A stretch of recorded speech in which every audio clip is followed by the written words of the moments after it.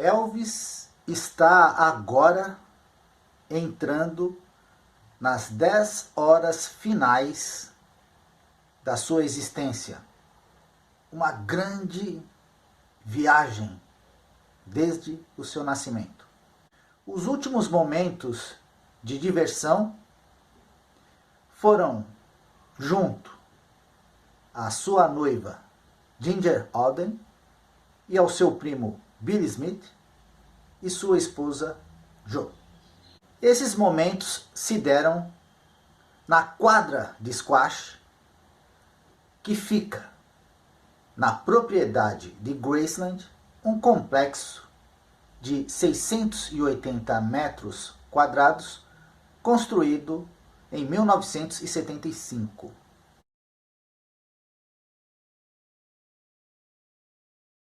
Mas o que levou Elvis a praticar este esporte ao ponto de construir uma quadra em sua propriedade? Ele devia gostar mesmo deste esporte, porque ao longo de toda a sua carreira houve sempre a intenção de construir um estúdio de gravação, o que foi protelado e nunca aconteceu. Já vimos que os problemas de Elvis com medicações prescritas são um grande fator para abalar a sua saúde nesse momento de sua vida. Elvis sempre usou pílulas para tudo. Para lhe dar energia, para emagrecer, para dormir, para constipação, etc. Mas em meados de 1973, logo após a sua apresentação de gala, para muitos, o seu Canto do Cisne, o show via satélite Aloha from Hawaii,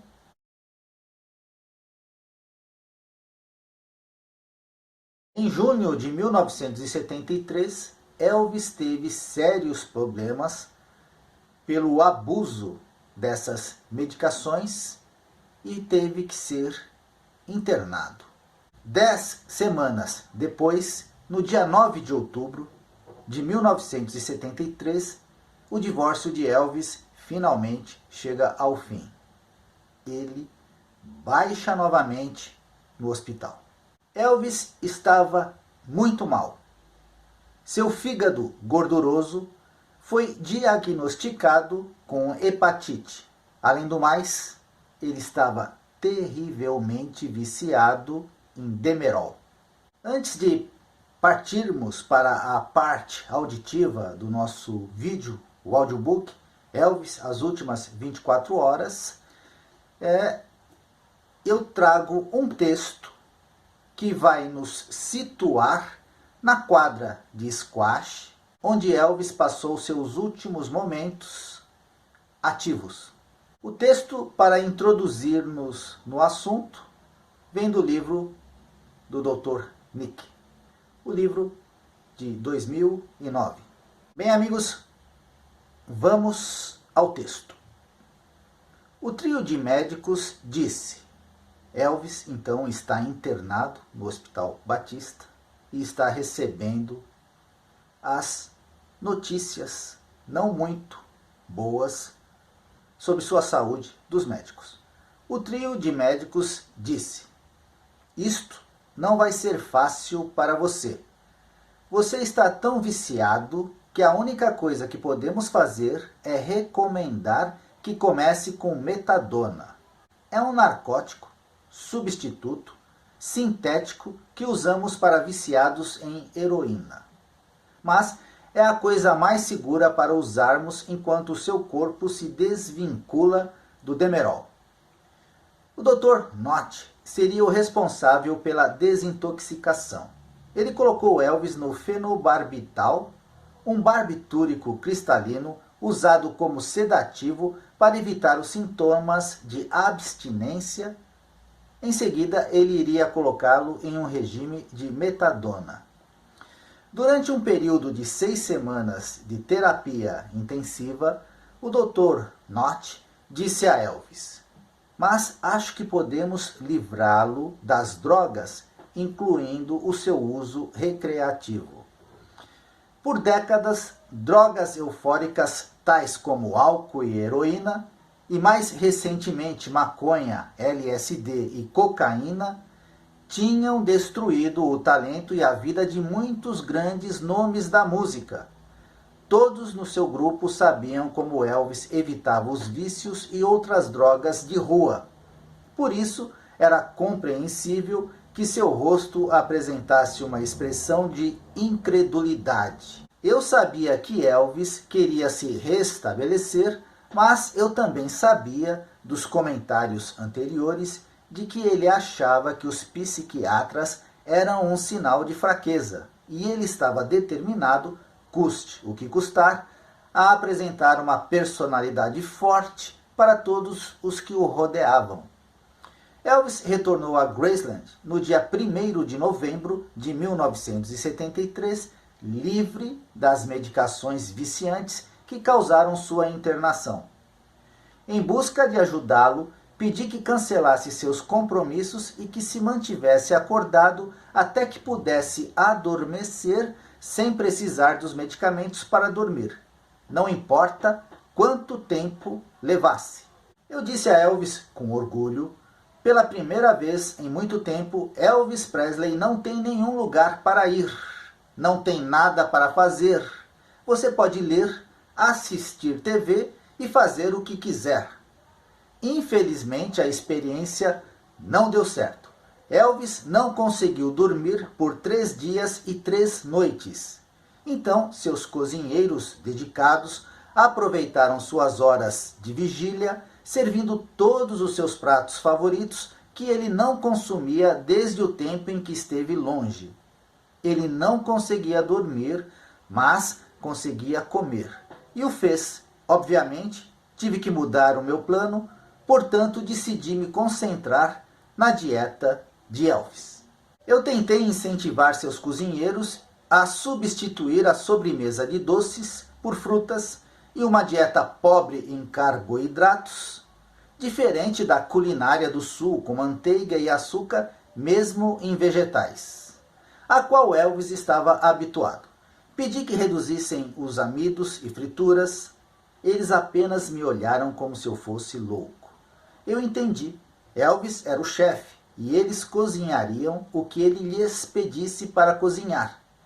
Percebi então que seria mais fácil controlar a dieta de Elvis na estrada do que em Graceland.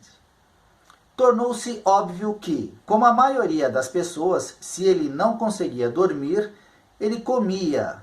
Portanto, fomos forçados a reintroduzir algum tipo de sonífero na sua medicação. Desta vez, porém, eu precisava elaborar um novo plano para administrar os seus remédios. Era hora de mais uma conversa séria com Elvis. Eu lhe disse que não podia confiar nele para continuar a lidar com seus próprios medicamentos.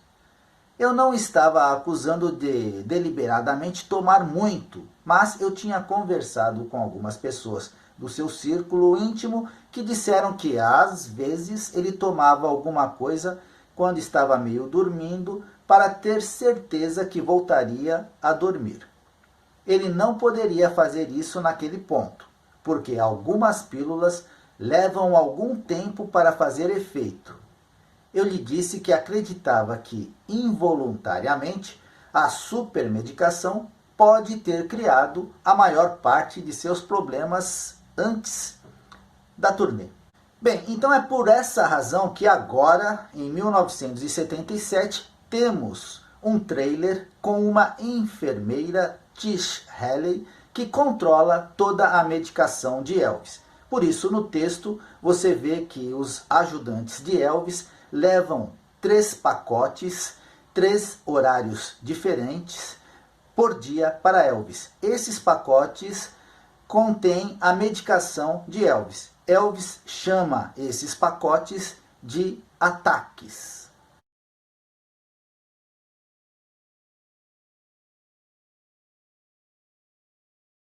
Uma tarde, meu filho Jim foi comigo examinar Elvis em Graceland. Elvis sempre esteve interessado em ouvir sobre as aventuras de meus filhos, e ele sabia que Jim foi classificado entre os 20 melhores jogadores de squash dos Estados Unidos, em sua faixa etária. Elvis também sabia que eu jogava squash, porque muitas vezes eu dava uma passadinha em Graceland quando ele estava na cidade, em meu caminho para o treino. Começamos a conversar sobre maneiras de Elvis se manter ativo, e Jim concordou em ensiná-lo a jogar squash. Jim disse que poderia ensinar os amigos de Elvis e suas respectivas esposas ou namoradas a jogar o esporte a um nível de competência que todos iriam gostar. Isto o convenceu. O squash é atleticamente muito exigente, tanto física como mentalmente, se você trabalhar duro nele. Nós pensamos que o esporte seria uma grande solução para a necessidade de Elvis escapar do tédio, evitar a tentação e fazer exercício físico. Uma abordagem divertida para a perda de peso.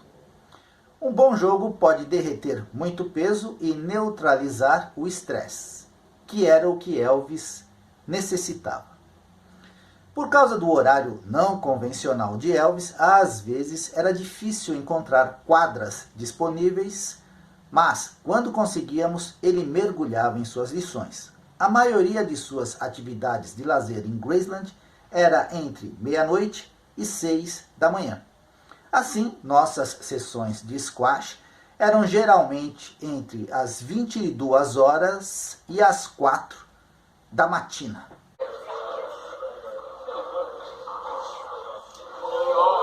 Ao longo dos meses, começamos a gastar mais tempo jogando squash. Quanto mais jogávamos, mais problemas tínhamos para encontrar uma quadra. O esporte estava ganhando popularidade e um monte de seguidores. Elvis finalmente decidiu que iria construir sua própria quadra de squash atrás de sua casa, para que não tivéssemos que andar por toda a cidade à procura de um lugar para jogar. Então, meus amigos, aqui temos uma vista panorâmica da casa de Elvis. Aqui a mansão, aqui o jardim, hoje o jardim da meditação, e aqui é a quadra de squash que Elvis fez em 1975. No último dia de vida de Elvis, no dia 16 de agosto, ele faz o seguinte caminho. Ele sai pela parte de trás, na cozinha, ele e seu séquito, sua noiva Ginger e seu primo Billy Smith e sua esposa Jo, fazem este percurso até a quadra. E aqui é onde Elvis passa os últimos momentos da sua vida, porque quando ele retorna e vai para os seus aposentos, então não é mais visto depois com vida. Nesta foto podemos observar Linda Thompson, o relacionamento de Elvis de 4 anos e meio, de 72 até meados de 76. Aqui mais uma foto, a quadra propriamente dita, e aqui as dependências da quadra.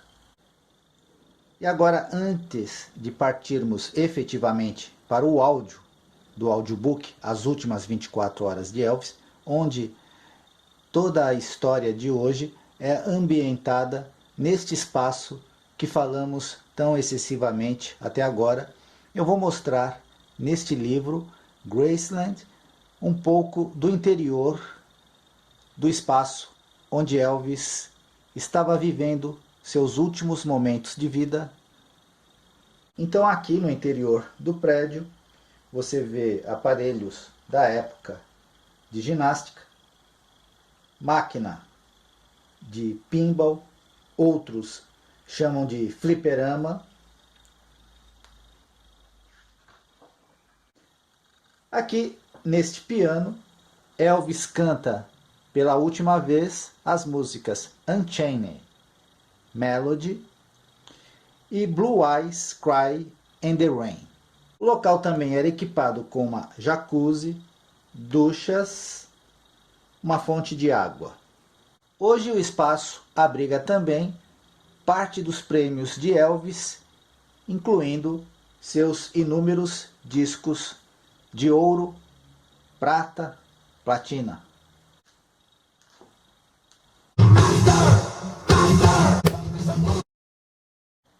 Elvis, As Últimas 24 Horas, capítulo 14. Raquetes ao Amanhecer. A quadra de squash é uma adição recente à Graceland. Um prédio feito em concreto, pré-moldado, sem janelas, parecido a um bunker militar.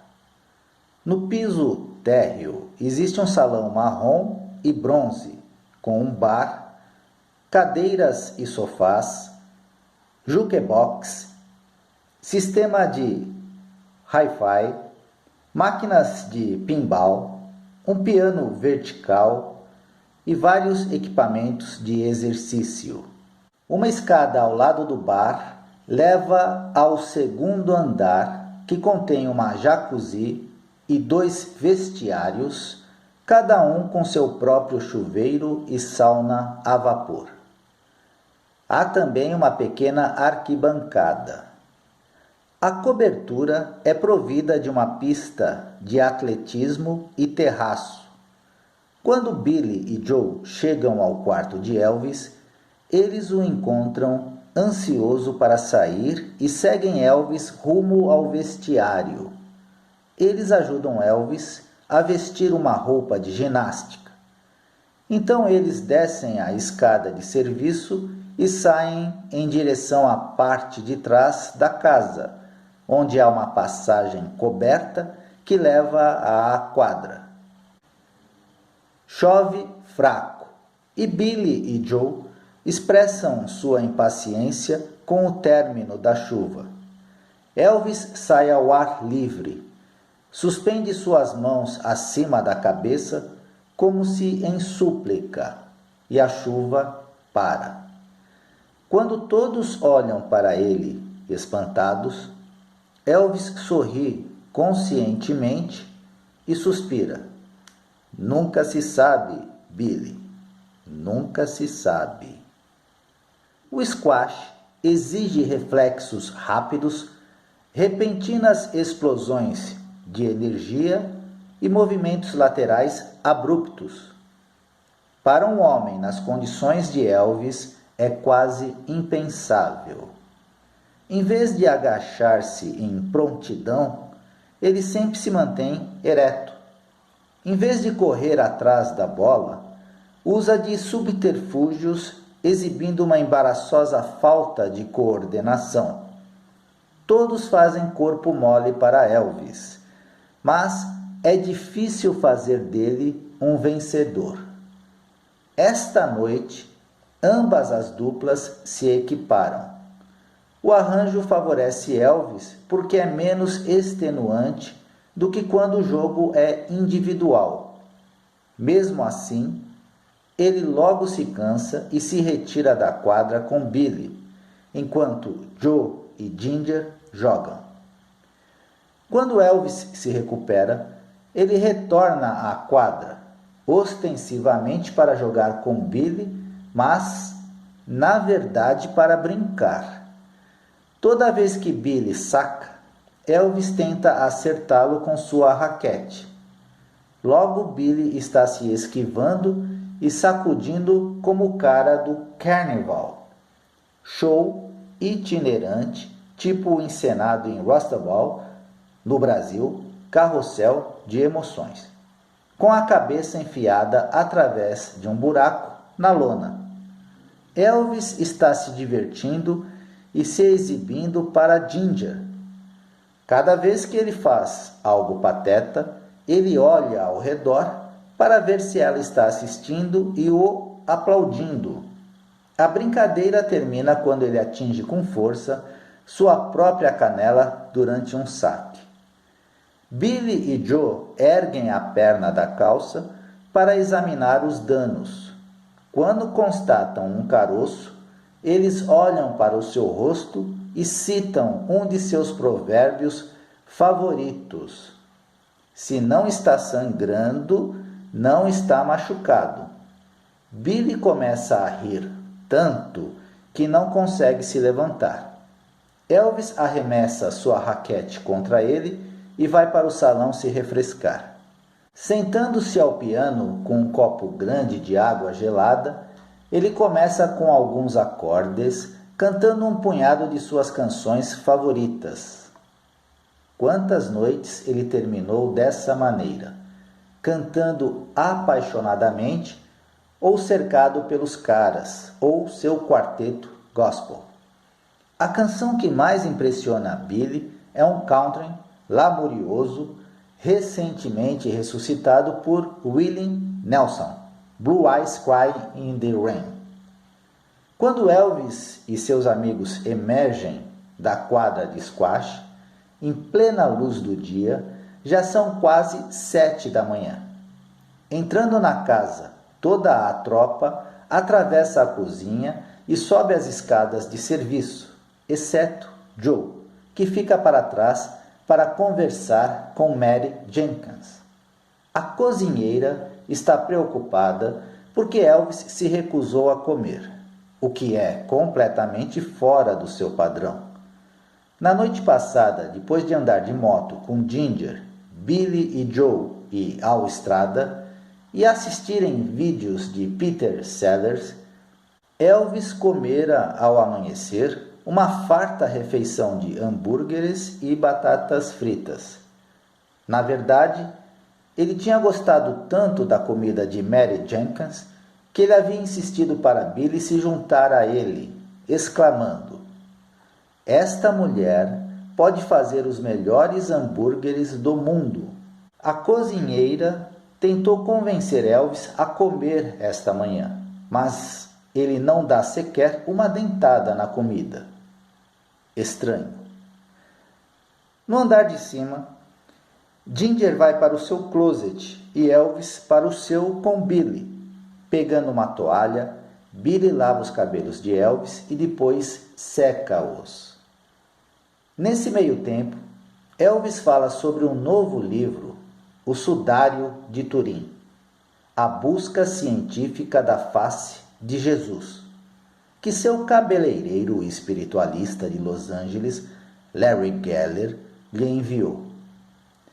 Em seguida, ele navega sobre o tópico da turnê.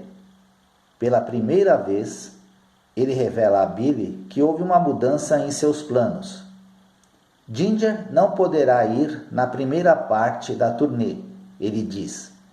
Então ele está pensando em pegar outra garota. Billy não revelou quem era ela, mas Dick Globe disse depois a um repórter do Star que Elvis estava planejando levar Alicia Curran, que estava embalada e pronta para sair naquele dia. Em seguida, Elvis flutua em torno da traição de Red e Sunny, nunca absorvendo nada para si mesmo, não importa o quão comprometedor. Ele gradualmente desenvolve um elaborado plano para atrair os traidores a Graceland, onde Elvis planeja matá-los com as próprias mãos. Billy está impressionado com a forma como Elvis desenvolveu a sua trama, mas, tendo-o conhecido por toda a sua vida, ele não tem o mínimo receio de que o crime será cometido. Elvis é conhecido por fazer ameaças terríveis e depois não as cumprir. Como Gladys costumava dizer, não ligue para ele está falando da boca para fora. Quando a conversa chegou ao fim, a raiva de Elvis tomou seu curso habitual e caiu em depressão. Ele está muito melancólico, quando se despede de seu primo. Na verdade, ele está naquele estado de despedida que tem sido muito evidente durante as últimas semanas. Billy, suspira Elvis quando é hora de se separar. Cuide-se. Você não vai me ver novamente. Está tudo acabado. Billy não está preocupado com esta despedida sinistra quanto está pelas ameaças de assassinato de Elvis. Ele volta para o seu trailer por volta das 7h30 da manhã com a intenção de dormir algumas horas, convencido de que, de uma forma ou de outra, ele verá Elvis novamente antes de sair em turnê. Agora Ginger está de volta ao quarto, onde se jogou na cama, ainda vestida com suas roupas de ginástica. Ela está completamente exausta porque esteve acordada até o amanhecer no dia anterior e depois de apenas algumas horas de sono tinha ido para sua casa cuidar de sua própria vida. Alternadamente, cochilando e despertando, ela observa as ações inquietas de Elvis. Agora ele interfona no andar de baixo para Rickey, que surge prontamente para entregar o segundo ataque. Visto que Elvis não estava claramente com vontade de tomar seus comprimidos e assentiu com a cabeça, Rickey deixa o pacote em sua mesa de cabeceira, assim como ele tinha feito após a sua primeira entrega. As últimas palavras de Elvis a Rickey são: diga a David, devido ao meio-dia, para não me incomodar até às 4, sob quaisquer circunstâncias. Por volta das 8 da manhã, Elvis liga para Tish Haley, no escritório do Dr. Nicopoulos. Ele diz que está prevendo um dia muito difícil, com Lisa Marie voltando para casa naquela tarde e sua própria partida depois da meia-noite. É essencial que ele tenha um bom dia de sono. Ela poderia ajudá-lo com um tranquilizante e um analgésico? Ela concorda em fornecer alguns medicamentos adicionais. Ligando para o seu marido em casa, ela diz para ele pegar em sua bolsa, onde costuma guardar os medicamentos, 2 comprimidos de Valmid e um placebo. Tommy Haley entrega as pílulas para a tia Delta May. Antes das 9, Elvis interfona para o andar de baixo novamente para que tragam o terceiro ataque. Mas Rickey ficou chapado de Demerol e afundou em um sono profundo na cama, no porão. Quando tia May é incapaz de despertá-lo, ela pega o pacote com os comprimidos e os leva para o quarto de Elvis.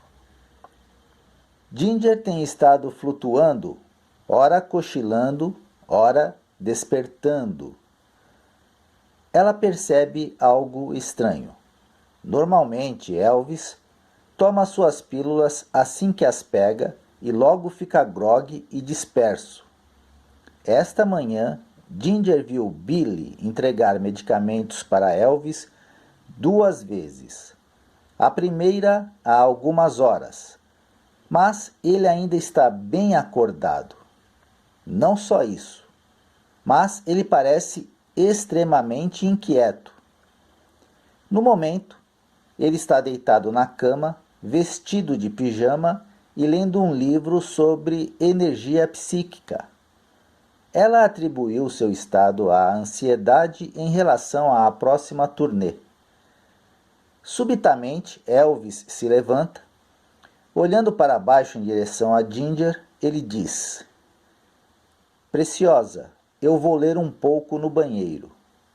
Ok, ela suspira, mas não adormeça. Ele sorri. Não se preocupe, não vou. Notas. Antes de sair em turnê, A prática de Elvis era manter todas as mulheres da comitiva pendentes até o último minuto. Então ele daria ok para os caras para trazer suas esposas ou namoradas, ou ele diria sem esposas, o que significava que as meninas de estoque seriam trazidas. Final do capítulo 14.